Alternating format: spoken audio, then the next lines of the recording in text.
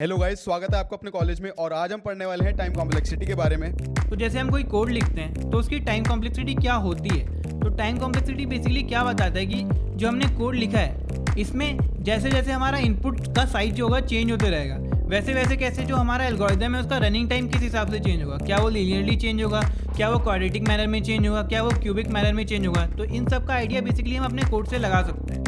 तो हम क्या करते हैं, जो एग्जाम्पल्स लेते हैं और देखते हैं कि कैसे हम टाइम कॉम्प्लेक्सिटी का एनालिसिस करते हैं। तो जैसा हम पहले वाले एग्जाम्पल में देख सकते हैं, तो यूज़र ने क्या करा है, एन लिया है इनपुट। तो बेसिकली एन क्या है कि हमारा जो लूप है इतने टाइम्स रन करेगा, और एक वेरिएबल लिया है ए जिसे हमने स्टार्ट में जीरो इनिशियलाइज कर रखा है। तो ये जो हमारा प्रोग्राम है इसमें बेसिकली क्या होता है कि A equal to A plus one होता है हर स्टेप में। तो बेसिकली हम बोल सकते हैं यार कि जो हमारा रनिंग टाइम होगा वो इस पर डिपेंड करता है कि जो A equal to A plus one statement है कितनी बार एग्जीक्यूट होता है।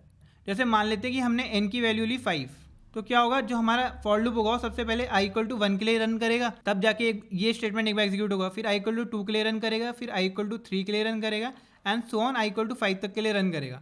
ऐसे अगर हमारा एन 10 होता तो ये आई इक्वल टू 1 के लिए रन करता, आई इक्वल टू 2 के लिए रन करता, आई इक्वल टू 3 के लिए रन करता, और सो ऑन करके आई इक्वल टू 10 के लिए रन करता। तो बेसिकली हम देख सकते हैं कि जो हमारा जो इनपुट का साइज होगा उतने ही टाइम्स हमारा कोड रन करेगा। तो ये हम बोल सकते हैं कि अगर मेरे इनपुट का साइज n है तो जो हमारा जो टाइम होगा इस एल्गोरिथम के रन करने का वो डायरेक्टली प्रोपोर्शनल होगा n के। या बोल सकते हैं कि जो हमारा जो टाइम है वो n के डायरेक्टली प्रोपोर्शनल है। तो हम अपना सेकंड वाला एग्जांपल लेते हैं। तो सेकंड वाले एग्जांपल में हम बेसिकली क्या करते हैं कि सबसे पहले हम इनपुट ले लेते हैं कि जो हमारा लूप है वो कितनी बार चलने वाली है। तो हमने n में वो इनपुट ले लिया, एक और वेरिएबल है जिसे हमने जीरो इनिशियलाइज कर दिया a। अब हमारे प्रोग्राम में बेसिकली होता क्या है, ये जो फॉर लूप्स हैं, दो फॉर लूप्स हैं, एक आई वाले वेरिएबल से रन कर रही है, दूसरे जे वाले वेरिएबल से रन कर रही है, और तीसरा ये जो इन दोनों लूप्स के अंदर स्टेटमेंट लिखा हुआ है। तो बेसिकली इस प्रोग्राम में हमारा हो क्या रहा है कि जो A equal to A plus one है ये स्टेटमेंट एग्जीक्यूट हो रहा है।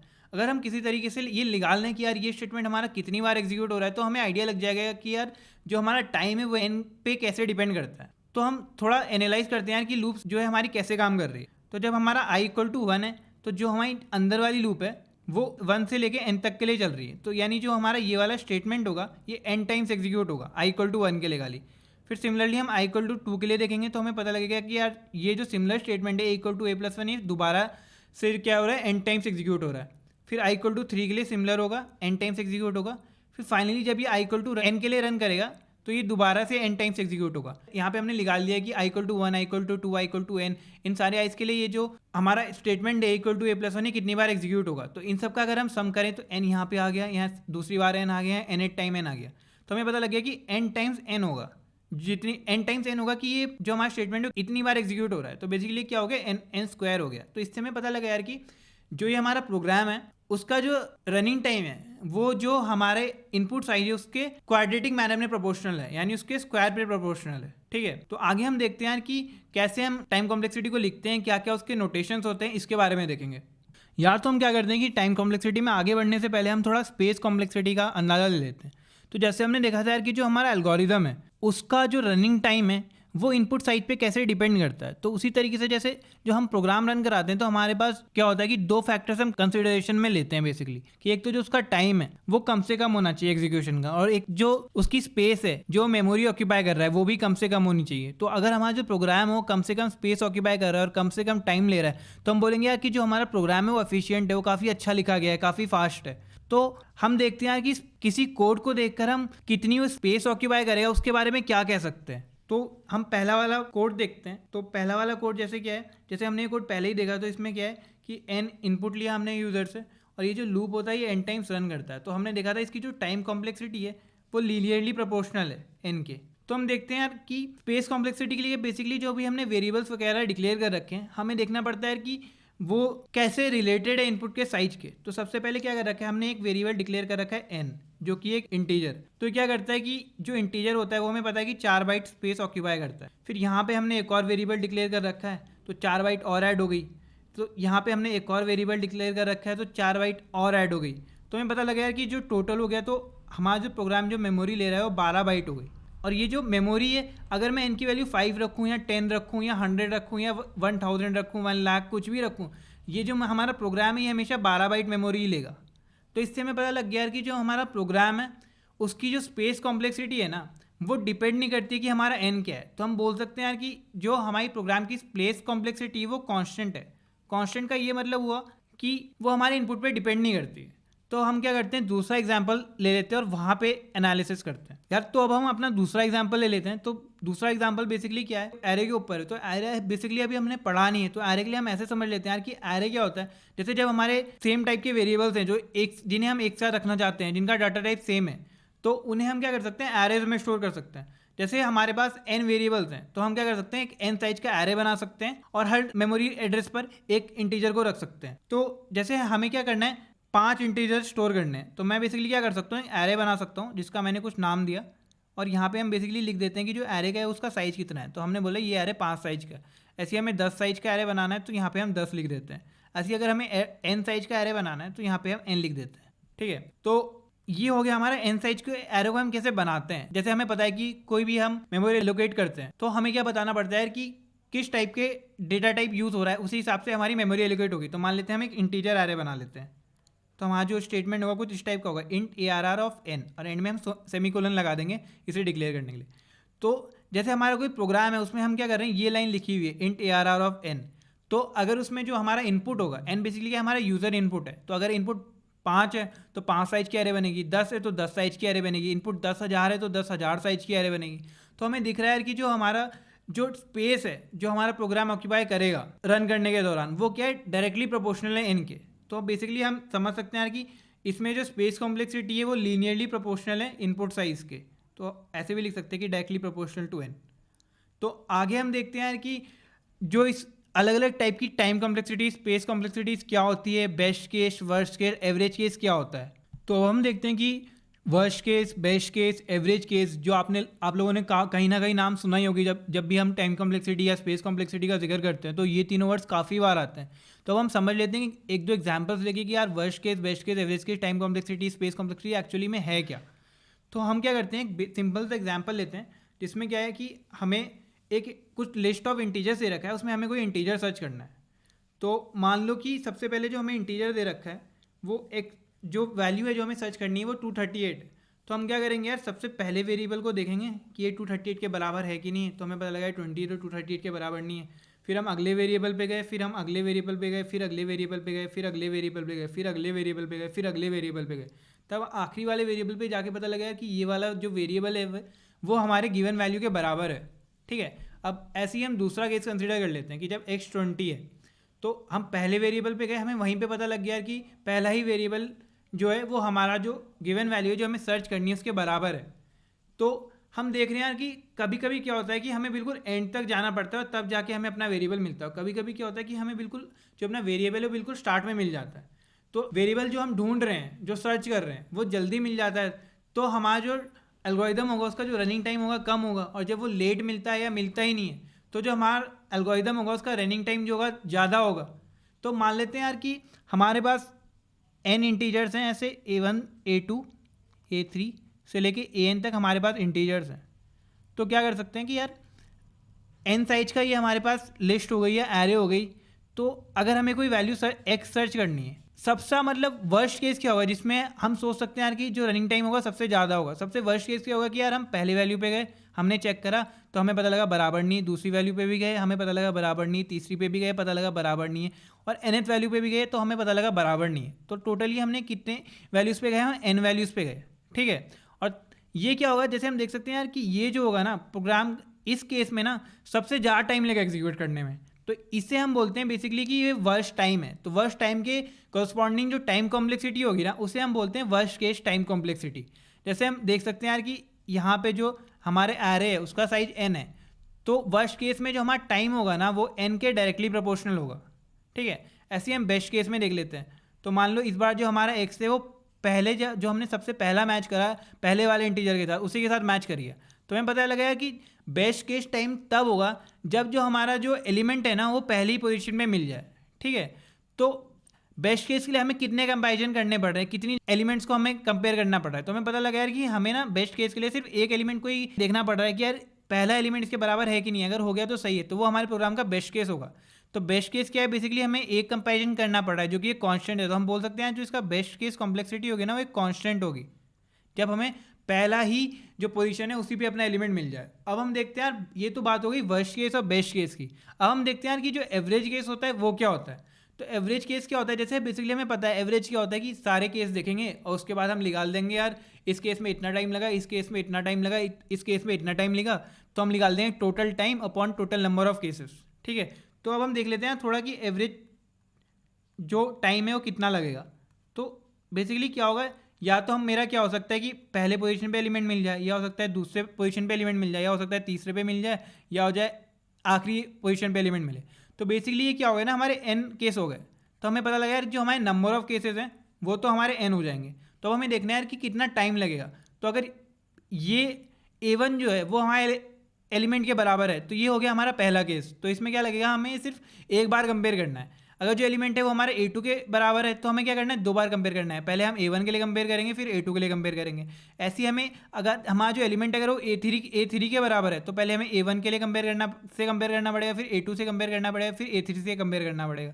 तो इस पहले जब हमारा एलिमेंट पहले ही उस पर पोजीशन पे मिल जाए तो हमें लगेंगे सिर्फ एक कंपैरिजन। जब हमारा एलिमेंट दूसरे पोजीशन पे मिले तब हमें लगेंगे दो कंपैरिजन। जब हमारा एलिमेंट तीसरी पोजीशन पे मिले तब हमें लगेंगे तीन कंपैरिजन। ऐसे ही जब हमारा एलिमेंट जो आखिरी पोजीशन पे मिले तब हमें लगेंगे n कंपैरिजन। तो बेसिकली पहले केस के लिए टाइम कितना होगा, वन होगा, दूसरे के लिए क्या होगा, 2 होगा, तीसरे के लिए होगा 3 होगा, ऐसे कर करके n के लिए होगा। तो अगर हम इसे सम करेंगे जो हमारे पास आ रहा है तो ये बेसिकली क्या हो गया कि sum of first n natural numbers. तो जो हमारे पास होता है n इंटू n+1/2। ठीक है, अब ये हमें डिवाइड करना है n से। तो ये वाला n और ये वाला n कट गया तो हमें पता लगा ये जो टाइम है ये n+1/2 आ रहा है।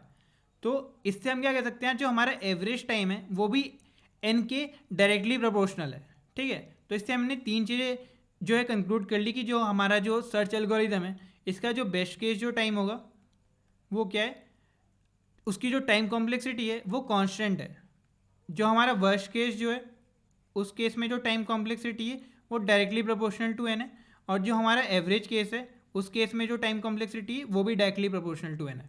ठीक है, तो अब हम थोड़ा ये भी देख लेते हैं यार बेस्ट केस को हम कैसे डिनोट करते हैं। तो बेस्ट केस को हम क्या करते हैं, ओमेगा से डिनोट करते हैं, ऐसा कुछ बनाते हैं। वर्स्ट केस में हम क्या करते हैं, ओ से डिनोट करते हैं, इसे ओ पढ़ते हैं। और एवरेज केस में हम थीटा से डिनोट करते हैं और ऐसे इसे लिखते हैं। ठीक है, तो ये तो हो गया इनके symbols, best case, worst case और एवरेज केस।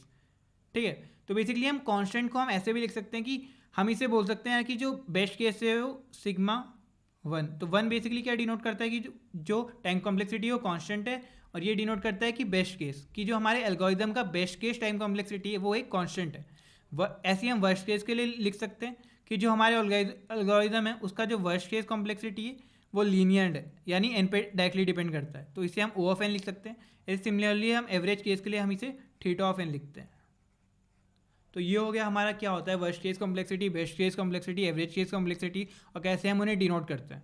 आगे हम क्या करेंगे कि थोड़े एग्जांपल्स लेंगे टाइम कॉम्प्लेक्सिटी की और डेप्थ में समझने के लिए। यार तो अब हम देखते हैं कि यार कुछ कोड्स में देख लेते हैं कि टाइम कॉम्प्लेक्सिटी हम कैसे कैलकुलेट करते हैं। तो जैसे पहला वाला कोड देखते हैं। तो बेसिकली इसमें हमने क्या किया है, सबसे पहले n और m को इनपुट ले लिया है। ठीक है, फिर एक वेरिएबल है जिसे हमने स्टार्ट में 0 इनिशियलाइज किया है, दो फॉर लूप्स है।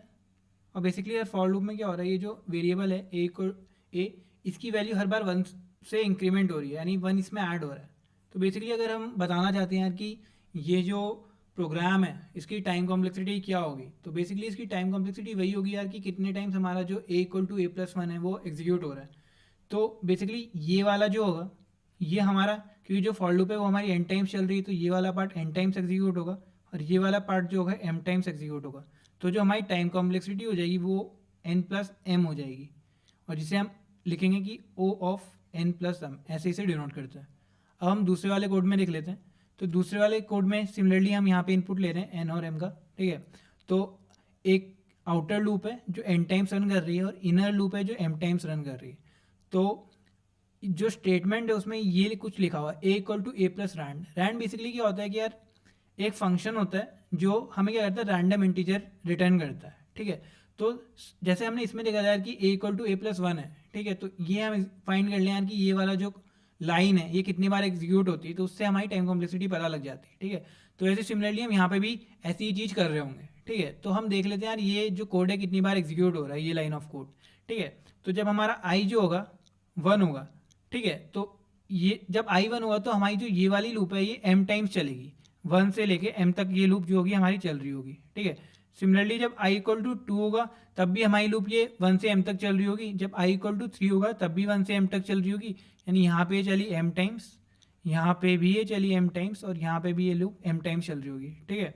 तो ऐसे नीचे आते आते जब ये लूप n के लिए चल रही होगी, क्योंकि यहाँ पे जो हमारी जो लिमिट है वो i less than equal to n है, तो लास्ट i जो होगा जिसके लिए लूप चल रही होगी वो i इक्वल टू n होगा। तो i इक्वल टू n के लिए भी loop 1 to m times m तक चल रही होगी, यानी m टाइम्स चल रही होगी, ठीक है। तो अब जो ये सारे हैं इन सब का अगर हम सम करें तो ठीक है, तो यहाँ पे m हो गया, इन दोनों का सम किया है 2m हो गया, इन तीनों का सम किया है 3m हो गया, यहाँ से पूरा n तक अगर हम सम करेंगे जो, तो हमें पता लगे यार ये जो स्टेटमेंट है ये n टाइम्स m बार चल रहा है, ठीक है। तो क्योंकि जैसे हम देख सकते हैं यहाँ पहली बार चला, यहाँ दूसरी बार चला, यहाँ तीसरी 3m टाइम्स चला, यहाँ n इंटू m टाइम्स चलेगा, तो टोटल जो हमारा सम हो गया वो O of n cross m हो गया, जो हमारी टाइम कम्प्लेक्सिटी होगी वो O of n cross m होगी, ठीक है। तो हम और केसेस देख लेते हैं थोड़े। तो इसमें भी हम सेम चीज़ कर रहे हैं यार कि n और हम m जो है इनपुट ले रहे हैं, ठीक है।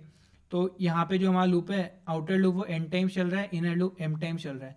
तो यार हम ना एक चीज़ देख लेते हैं यार कि जब एक बाहर लूप होता है उसके अंदर एक लूप होता है, तो बेसिकली जो इनर वाला स्टेटमेंट है ना वो जहाँ तक पहला वाला लूप चल रहा है और जहाँ तक दूसरा वाला लूप चल रहा है, जितने टाइम्स पहला वाला लूप चल रहा है जितने टाइम दूसरा वाला लूप चल रहा है, उन दोनों का प्रोडक्ट होता है। तो जैसे जो हमारा बाहर वाला लूप है वो n टाइम्स चल रहा है, अंदर वाला लूप n टाइम्स चल रहा है, तो ये जो अपना स्टेटमेंट होगा ना n क्रॉस m टाइम्स चलेगा, जो जैसे हमने ऊपर वाले ये जो एग्जाम्पल है यहाँ पे हमने देखा था, ठीक है। अब हम ये वाला देख लेते हैं। तो ये वाला जो लूप है ये हमारा n टाइम्स और चल रहा है, तो ओवरऑल जो हमारा एग्जीक्यूशन होगा ना वो डायरेक्टली प्रोपोर्शनल होगा n cross m plus n के, ठीक है। तो यार हम इसे क्या बोल देते हैं, इसकी जो कॉम्प्लेक्सिटी है ये O of n cross m plus n, ठीक है। ऐसे ही हम दूसरा वाला देख लेते हैं कि यहाँ पे हमारा जो n है वो हमने इनपुट लिया, ठीक है, और फिर i को हमने इनिशियली n के बराबर इनिशियलाइज कर दिया। फिर जो अपना लूप है वाइल लूप है ये तब तक चल रहा है जब तक हमारा जो i की वैल्यू है वो ग्रेटर दैन इक्वल टू 1 है, ठीक है।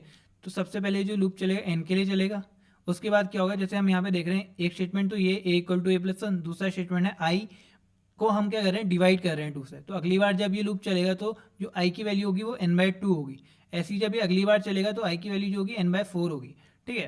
तो ऐसे अगर हमें निकालना है यार कि ये लूप कब तक चलेगा, तो हमें पता है यार कि ये लूप तब तक चलेगा जब तक i की जो वैल्यू है वो 1 से बड़ी है या उसके बराबर है, ठीक है। तो हम निकाल लेते हैं यार जो i की वैल्यू है वो 1 से बड़ी है उसके बराबर कब तक है। तो हमें पता लगे यार कि मान लेते हैं ये लूप जो है वो k टाइम चलता है, ठीक है।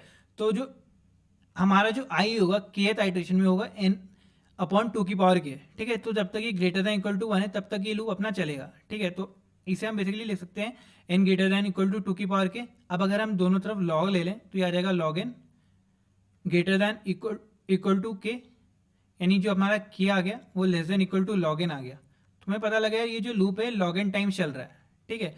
तो हम बोलेंगे यार ये जो टाइम कॉम्प्लेक्सिटी ये क्या होगी, O ऑफ log n हो गई।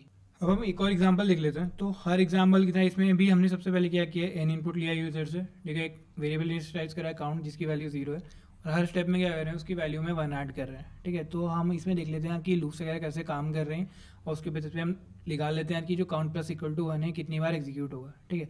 तो सबसे पहले हमारा क्या होगा कि जो i होगा वो 1 के बराबर होगा, ठीक है। तो जो हमारा जो j वाला लूप होगा वो 1 के लिए चलेगा, ठीक है, फिर 2 के लिए चलेगा, फिर 3 के लिए चलेगा, फिर 4 के लिए चलेगा, ऐसे सो ऑन चलेगा n तक के लिए। तो ये टोटल हमारा जो होगा n टाइम्स चलेगा, ठीक है। अब i इक्वल टू 2 के लिए देख लेते हैं। i इक्वल टू 2 के लिए क्या होगा, j की स्टार्टिंग वैल्यू 1 होगी, फिर उसमें क्या होगा क्योंकि हम j plus equal to i कर रहे हैं तो अगली जो वैल्यू होगी वो 3 होगी, फिर अगली वैल्यू जो होगी 5 होगी। तो हर उसमें क्या आ रहा है 2 का गैप आ रहा है, ठीक है। तो ये ऐसे चलेगा जब तक हमारी जो j की वैल्यू है वो less than equal to n है। तो बेसिकली क्योंकि जो हमारा हर स्टेप में हम क्या कर रहे हैं 2 से इंक्रीमेंट कर रहे हैं, तो जो हमारी नंबर ऑफ टर्म्स होगी वो n/2 होगी, ठीक है। अब ऐसे ही अगर हम i इक्वल टू 3 के लिए देखेंगे तो सबसे पहले जो j होगा हमारा 1 होगा, फिर उसके बाद 3 का इंक्रीमेंट आएगा 4 होगा, फिर उसके बाद फर्दर 3 का इंक्रीमेंट आएगा 7 आएगा। ऐसे कर करके हम तब तक चलाएंगे जब तक जो j की वैल्यू हो less than equal to n है। तो क्योंकि इसमें सिमिलरली जैसे पहले वाले में देखा था कि उसमें 2 का इंक्रीमेंट हो रहा था तो n/2 हुई थी, इसमें हर बार हम क्या कर रहे हैं 3 का इंक्रीमेंट कर रहे हैं, ठीक है। तो जो हमारी नंबर ऑफ टर्म्स होगी वो n/3 होगी। ऐसे कर करके जो i की जो फाइनल वैल्यू होगी वो n होगी, ठीक है। जब i की वैल्यू n होगी तो ये लूप जो होगा जस्ट एक बार एग्जीक्यूट होगा, ठीक है। तो अब हम देख लेते हैं यार कि ये जो वैल्यूज़ है n/2 n/3 इन सब का अगर हम सम कर देना तो हमें पता लग जाएगा कि जो स्टेटमेंट है अंदर वाला काउंट प्लस इक्वल टू 1 ये कितनी बार एग्जीक्यूट हो रहा है। अब हम इनका सम कर लेते हैं। तो सबसे पहली जो हमारी टर्म है वो 1 है, ठीक है। उसके बाद कुछ कुछ टर्म्स आएंगी बीच में, फिर हमारी जो टर्म है वो n/3 है, फिर n/2 है, फिर n है। तो इन सब का बेसिकली हमें सम करना है, ठीक है। हम क्या कर सकते हैं कि इस पूरी सीरीज से हम क्या कर सकते हैं, n कॉमन ले सकते हैं, ठीक है। तो जब हम इससे n कॉमन लेंगे तो ये 1/n हो जाएगा, ऐसे कुछ होगा, फिर यहाँ पे 1/3 हो जाएगा, फिर ये 1/2 हो जाएगा और फिर ये 1 हो जाएगा, ठीक है। तो बेसिकली हम इसे ऐसे रिप्रेजेंट कर सकते हैं, ठीक है। तो अगर हम n को बाहर निकाल दें और ये जो अंदर सीरीज लिखी है इसे उल्टा करके लिख दें, तो बेसिकली ये वाली जो सम है ना, ये क्या होता है हमेशा कि log n से ये सम हमेशा छोटा होता है, ठीक है। इसका हम देखते हैं कि ये log n से छोटा क्यों होता है। जैसे यार हमने इंटीग्रेशन में देखा होगा कि अगर हम ये इंटीग्रल सॉल्व करें 1/x dx 1 से लेके n तक, तो ये बेसिकली आता है log n आता है, ठीक है। तो यार ये बेसिकली है कि अगर हम इसे एक्सपैंड करें तो 1/1 होगा कुछ, फिर इसमें 1/1 पॉइंट थोड़ी सी बड़ी वैल्यू होगी, फिर 1 से इससे थोड़ी सी बड़ी वैल्यू होगी, फिर कहीं पे 1/2 होगा, फिर ऐसे ही कुछ होगा, फिर कहीं पे 1/3 होगा, फिर ऐसे ही सो ऑन करके फाइनली 1/n होगा, ठीक है। तो यहाँ पे मेरी ये वाली टर्म भी हो गई, 1 यहाँ पे हो गया, 1 यहाँ पे हो गया, 1/2 यहाँ पे हो गया, 1/2 यहाँ पे हो गया, ठीक है, 1/n यहाँ पे हो गया, 1/n यहाँ पे हो गया, ठीक है। तो हमें पता लगा यार इसमें ये वाली सारी टर्म्स तो आ ही रही है, और इन सारी टर्म्स का जो सम है ना वो मेरा log n के बराबर है। तो अगर इनमें से मैं ये जो बीच वाली टर्म्स है इन्हें हटा भी दूं तब भी जो मेरा सम होगा ना वो log n से छोटा ही होगा। तो हम बोल सकते हैं यार ये जो वैल्यू है ना इसका जो log n है ना वो एक अपर बाउंड है, ठीक है। तो हम बोल सकते हैं यार कि ये जो होगा बेसिकली n log n होगा, ठीक है। क्योंकि टाइम कॉम्प्लेक्सिटी में बेसिकली क्या करते हैं हम कि यार एक टाइम फाइंड कर लेते हैं कि जो हमारा रनिंग टाइम होगा वो इससे तो छोटा ही होगा, ठीक है। तो बेसिकली n log n को हम क्या लिख सकते हैं, O of n log n, ठीक है। अभी इसके बारे में हम थोड़ा आगे और देखेंगे यार कि अपर बाउंड लोअर बाउंड क्या होता है। फिलहाल के लिए मतलब हम इसे ऐसे समझ सकते हैं कि ये जो सीरीज का जो सबमिशन है वो log n से बाउंडेड होता है, तो इसकी जगह बेसिकली हम log n लिख सकते हैं। तो जो टाइम कॉम्प्लेक्सिटी हो गई वो हमारी n log n हो गई, तो जैसे हम यहाँ पे देख सकते हैं यार। तो इस वीडियो में हम बेसिकली देख रहे होंगे कि कैसे हम अलग अलग जो टाइम कॉम्प्लेक्सिटीज़ है उन्हें हम कैसे कंपेयर कर सकते हैं, ठीक है। और उसके बेसिस पे हम थोड़ा बहुत आइडिया लग सकता है हमें यार कि कौन सा एल्गोरिथम जो है वो फास्ट होगा, कौन सा एल्गोरिथम स्लो होगा, ठीक है। तो ये क्या करते हैं हम एग्जाम्पल से देखते हैं यार। तो जैसे हमारा सबसे पहला एग्जाम्पल है, ठीक है। इसमें क्या है हमारे पास एक O of n है, एक O of n स्क्वायर है, एक O of n क्यूब है, ठीक है। तो इनके बीच में हमें क्या करना है, कंपेरिजन करना है। तो हम थोड़ा देख लेते हैं, ठीक है, कुछ वैल्यूज डाल के देख लेते हैं। तो जैसे n = 1 है, ठीक है। तो इस एल्गोरिथम को रन करने में लगेगा 1 यूनिट टाइम, ठीक है। इस एल्गोरिथम को रन करने में भी लगेगा 1 यूनिट टाइम, ठीक है। n क्यूब है तो उससे भी रन करने के लिए लगेगा 1 यूनिट टाइम, ठीक है। फिर हम देख लेते हैं जब n की जो वैल्यू होगी 2 होगी तो इसमें लगेगा 2 यूनिट टाइम, ठीक है। इसमें लगेगा 4 यूनिट टाइम, इसमें लगेगा 8 यूनिट टाइम, ठीक है। फिर ऐसे n = 3 के लिए देख लेते हैं तो इसमें लगेगा 3 यूनिट टाइम, इसमें लगेगा 9 यूनिट टाइम और इसमें लगेगा 27 यूनिट टाइम। तो यार हमें पता लग रहा है जैसे जैसे ना मैं n को बढ़ाते जा रहा हूँ तो वैसे क्या हो रहा है कि मुझे साफ साफ दिख रहा है कि जो मेरा O of n वाला एल्गोरिथम है वो ज़्यादा अच्छा काम करेगा as compare to n square वाला एल्गोरिथम, और n स्क्वायर वाला जो एल्गोरिथम है वो ज़्यादा अच्छा काम करेगा as compare to n cube वाला एल्गोरिथम। तो बेसिकली हम लिख सकते हैं कि जो O of n वाला जो एल्गोरिथम होगा वो सबसे ज़्यादा फास्ट होगा, ठीक है, और जो O of n क्यूब वाला एल्गोरिथम होगा वो सबसे ज़्यादा स्लो होगा, ठीक है। यार अगर हम टाइम के बेसिस पे लिखना चाहें तो हम ऐसा कुछ लिख सकते हैं कि जो O of n वाला जो एल्गोरिथम होगा उसका जो रनिंग टाइम होगा वो कम होगा O of n स्क्वायर में रन करने वाले एल्गोरिथम के, और O of n स्क्वायर के में रन करने वाले एल्गोरिथम का जो टाइम होगा वो O of n क्यूब में रन करने वाले एल्गोरिथम से छोटा होगा, ठीक है। अब हम एक और एग्जांपल देख लेते हैं यार कि n एक एल्गोरिथम है जिसकी जो हमारी टाइम कॉम्प्लेक्सिटी वो O of n है, और एक और एल्गोरिथम है जिसकी time complexity O of log n है, ठीक है। तो इसमें हम देख लेते हैं कि कैसे टाइम कॉम्प्लेक्सिटी से हम जज कर सकते हैं कि कितना टाइम लग सकता है। तो वही हम करेंगे, ठीक है। तो n = 1 डाला हमने, ठीक है। तो इस वाले को 1 यूनिट टाइम लगेगा, और क्योंकि log 1 जो होता है बेसिकली 0 होता है तो ये वाला एल्गोरिथम चलेगा ही नहीं बिल्कुल, ठीक है। तो n = 2 डाला तो हमने इसमें देख लिया इसमें 2 स्टेप्स लगेगी, और log n बेस 2 यानी log 2 बेस 2, तो इसमें पता लग रहा है हमें 1 यूनिट टाइम लग रहा है। ऐसे फिर हमने नीचे गए तो हमने डाला n = क्या डाला 1024 डाला, तो ये वाला जो O of n वाला है इसे एग्जीक्यूट होने में लगेगा 1024 यूनिट टाइम, ठीक है। और इसमें हम देखेंगे तो ये क्या हो जाएगा बेसिकली log n बेस 2 1024 क्या होता है 2 की पावर 10 होता है, ये क्या आ जाएगा, आगे आ जाएगा हमारा, क्योंकि जो हमारी लॉग की प्रॉपर्टी होती है कि लॉग बी है, ठीक है, और बेस ए, और यहाँ पे कोई पावर के दे रखी है, बी की पावर के, ठीक है, तो इसे हम बेसिकली लिख सकते हैं के टाइम्स लॉग बी बेस ए, ये हम इसे लिख सकते हैं। ये हमारी लॉगरिथमिक की क्या होती है, प्रॉपर्टी होती है, ठीक है। तो इससे क्या आ गया, ये 10 आगे आ गया, ठीक है। तो मैं यार अब जैसे जैसे हम वैल्यू को बढ़ा रहे हैं ना, तो हमें साफ दिख रहा है कि जो ओ ऑफ एन वाला एल्गोरिथम है वो काफ़ी ज़्यादा टाइम ले रहा है as compare to O of log N वाला एल्गोरिथम। तो यार इससे हम कंक्लूड कर सकते हैं कि जो हमारा ओ ऑफ लॉग एन वाला जो एल्गोरिथम होगा उसका जो रनिंग टाइम होगा कम होगा। हालांकि छोटी ही चीज़ हम बोल सकते हैं यार कि काफ़ी कम होगा as compare to O of N वाले एल्गोरिथम के। अब हम यार एक और कंपेरिजन कर देते हैं जिसमें हम कंपेयर कर रहे होंगे यार स्क्वायर रूट ऑफ एन को और लॉग ऑफ एन को, ठीक है। तो वैसे ही स्टार्ट करते हैं जैसे हम हर क्वेश्चन में स्टार्ट करते हैं। सबसे पहले n इक्वल टू 1 के लिए करेंगे, तो ये एल्गोरिथम रन करेगा सिर्फ रूट 1 टाइम्स, यानी एक बार रन करेगा, और लॉग एन वाला जो हमारा रन करेगा वो रन करेगा हमारा 0 टाइम्स, ठीक है। तो n इक्वल टू 2 के लिए जब हम कर रहे होंगे तो ये करेगा रूट 2 टाइम्स रन करेगा, ठीक है। और ये वाला जो रन कर रहा होगा हमारा वो लॉग 2 बेस 2 यानी एक बार रन कर रहा होगा, ठीक है। तो ऐसे कर करके क्या हम कर सकते हैं यार कि आगे आगे जाके वैल्यूज डालते रहेंगे और देखते रहेंगे कौन सा फाइनली क्या होता है कि बड़ा है, कौन सा बड़ा है और कौन सा छोटा है। यार इसका ना एक आसान तरीका भी है। हम क्या करेंगे यार कि जैसे स्क्वायर रूट है ना इसे हम ऐसे लिख सकते हैं, और जो लॉग एन है इसे हमने ऐसे लिख दिया। अब हमने क्या करा है, दोनों तरफ ना लॉग अप्लाई कर दिया, ठीक है। तो ये क्या हो गया, लॉग एन और रूट एन हमको हम क्या लिख सकते हैं बेसिकली एन की पावर 1/2, और यहाँ पे अपना लॉग एन ही है, ठीक है। यहाँ पे ऐसे होगा क्योंकि दोनों तरफ हमने लॉग अप्लाई किया। तो बेसिकली ये जो पावर है ये आगे आ जाएगी, ठीक है। तो ये क्या हो गई, हाफ लॉग एन हो गया, ठीक है। और यहाँ पे क्या हो गया, लॉग ऑफ लॉग एन हो गया, ठीक है। अब हमें पता है कि लॉग के अंदर यहाँ पे एन है और यहाँ के अंदर जो लॉग है उसके अंदर लॉग एन है। तो हमें पता है यार जो लॉग एन होता है ना वो जो होता है वो छोटा होता है एज कम्पेयर टू एन। तो ये वाली जो टर्म होगी ना वो छोटी होगी एज कम्पेयर टू ये वाली टर्म, ठीक है। तो बेसिकली हम बोल सकते हैं कि जो लॉग एन वाला जो एल्गोरिथम होगा उसका जो रन टाइम होगा वो छोटा होगा एज कम्पेयर टू वो वाला एल्गोरिथम जिसका जो रन टाइम होगा उसकी time complexity O of root N होगी। तो ये हम बोल सकते हैं। अब हम यार एक और एग्जाम्पल देखते हैं, ठीक है। इससे यार हम एक और चीज़ सीखने को मिलेगी इस एग्जाम्पल से। तो बेसिकली यार जो हम बोलते हैं यार कि जो एल्गोरिथम है उसकी टाइम कॉम्प्लेक्सिटी ये है, टाइम कॉम्प्लेक्सिटी वो है, स्पेस कॉम्प्लेक्सिटी ये है, स्पेस कॉम्प्लेक्सिटी वो है। तो यार ये सब जो हम एनालिसिस करते हैं ना यार ये सब हम करते हैं बड़ी वैल्यूज़ पे, ठीक है। जब हमारा इनपुट साइज जो होता है ना काफ़ी बड़ा होता है तब जाके हम कंपेयर करते हैं। मान ले जैसे हम ये देखते हैं यार कि जो एफ ऑफ एन है ये बताता है, ये बता रहा है कि इनपुट साइज की टर्म्स में जो मेरा एल्गोरिथम रन कर रहा है उसके रनिंग टाइम की कॉम्प्लेक्सिटी क्या है। तो हमने देखा है कि जब n less than equal to 1000 है तब तो ये ओ ऑफ एन में रन कर जा रहा है, लेकिन जब n 1000 से बड़ा है तो ये ओ ऑफ एन स्क्वायर में रन कर रहा है, ठीक है।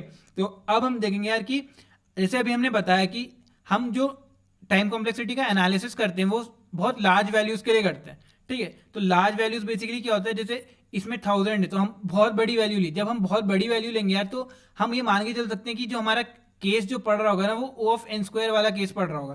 तो हम बोल सकते हैं इसकी जो टाइम कॉम्प्लेक्सिटी होगी ना वो एक्चुअली में ओ ऑफ एन स्क्वायर होगी, ठीक है। क्योंकि लार्ज जो इनपुट होगा ना उसमें तो जो ये एल्गोरिथम रन कराएंगे तब जो कॉम्प्लेक्सिटी दिख रही है वो ओ ऑफ एन स्क्वायर दिख रही है। तो ये जो एल्गोरिथम होगा ना इसका हम जो बोलेंगे जो ओवरऑल रन टाइम होगा ना उसकी जो कॉम्प्लेक्सिटी होगी वो भी ओ ऑफ एन स्क्वायर होगी, ठीक है। अब ऐसे हम देख लेते हैं दो हमारे पास एल्गोरिथम्स हैं जो साथ में रन कर रहे हैं। पहले G1 वाला रन करेगा फिर G2 वाला रन करेगा, ठीक है। अब G1 वाले में देखा यार कि अगर n less than equal to 100 है तो जो एल्गोरिथम फॉलो हो रहा है उसकी time complexity O of n है। लेकिन अगर n ग्रेटर देन 100 है तो जो एल्गोरिथम रन हो रहा है उसकी time complexity n to the power 4 है, ठीक है। फिर ऐसे इसमें भी देख लेते हैं कि G2 ऑफ n में अगर n less than equal to 100 है तो टाइम कॉम्प्लेक्सिटी n क्यूब है, और अगर n ग्रेटर देन 100 है तो टाइम कॉम्प्लेक्सिटी n स्क्वायर है, ठीक है। तो हमें बताना है G1n प्लस G2n की टाइम कॉम्प्लेक्सिटी क्या है। इसका मतलब क्या है G1n प्लस G2n करने का, कि यार जो हमारा पहला जो कोड रन हो रहा होगा उसमें G1 वाला ऐसा एल्गोरिथम रन हो रहा होगा जिसकी time complexity G1 of n है, और उसके बाद जो कोड रन हो रहा होगा वो ऐसा कोड रन हो रहा होगा जिसकी जो टाइम कॉम्प्लेक्सिटी है वो G2 ऑफ n है, ठीक है। तो जैसे यार हमने बताया था अभी कि जो टाइम कॉम्प्लेक्सिटी का जो हम एनालिसिस करते हैं वो काफ़ी लार्ज वैल्यूज़ के लिए करते हैं, ठीक है। तो लार्ज वैल्यूज़ के लिए जब हम इस पूरे प्रोग्राम को रन कराएंगे यार तो जो G1 ऑफ n होगा वो रन हो रहा होगा n की पावर 4 वाले टाइम में, ठीक है। और ये जो G2 ऑफ n रन हो रहा होगा वो रन हो रहा होगा n स्क्वायर वाले टाइम में। तो ओवरऑल जो हमारा एल्गोरिथम होगा उसकी टाइम कॉम्प्लेक्सिटी क्या होगी, basically n to the power 4 plus n square, ठीक है। अब यार इसमें हम एक और चीज़ देख सकते हैं यार कि n की पावर 4 प्लस एन स्क्वायर में अगर हम कंपेयर करें ना, तो हमें पता लगे यार कि लार्ज वैल्यू के लिए जो n की पावर 4 होगा ना, वो डोमिनेट कर जाएगा यानी काफ़ी बड़ा होगा as compare to N square. जैसे अगर यार हम इसमें कंपेरिजन कर देते हैं, तो n की वैल्यू मान लेते हैं 100 है, ठीक है, तो n की पावर 4 क्या होगा, बेसिकली 1 के बाद इसमें क्या होगा, 8 जीरोज होंगे, ठीक है, और एन स्क्वायर में बेसिकली क्या होगा, 1 के बाद सिर्फ 4 जीरोज होंगे। तो हम दिख रहा है यार ये वैल्यू जो है काफ़ी बड़ी है as compare to N square वाली वैल्यू। तो इसे हम लिख सकते हैं यार कि ये जो टाइम है ना, वो n टू द पावर 4 की उसमें जो टाइम कॉम्प्लेक्सिटी है उसे हम डायरेक्टली O ऑफ n की पावर 4 भी लिख सकते हैं, क्योंकि जो बेसिकली जो हमारा टाइम लग रहा है, क्योंकि ये जो टाइम लग रहा है 1 के बाद 8 जीरोज यूनिट टाइम लग रहा है, और यहाँ 1 के बाद जस्ट 4 जीरोज यूनिट टाइम लग रहा है, तो ओवरऑल जो हमारा टाइम लगेगा ना, वो यही वाला लग रहा है। तो जो हमारी कॉम्प्लेक्सिटी होगी वो O of n to the power 4 हो गई। आई होप आपको वीडियो में सब कुछ समझ में आ गया है। तो ऐसे ही कोडिंग करते रहिए, अपनी कोडिंग स्किल्स को इंप्रूव करिए, नए नए एल्गोरिदम सीखिए। हम मिलते हैं आपसे नेक्स्ट वीडियो में, तब तक के लिए have a good luck, tata, bye bye.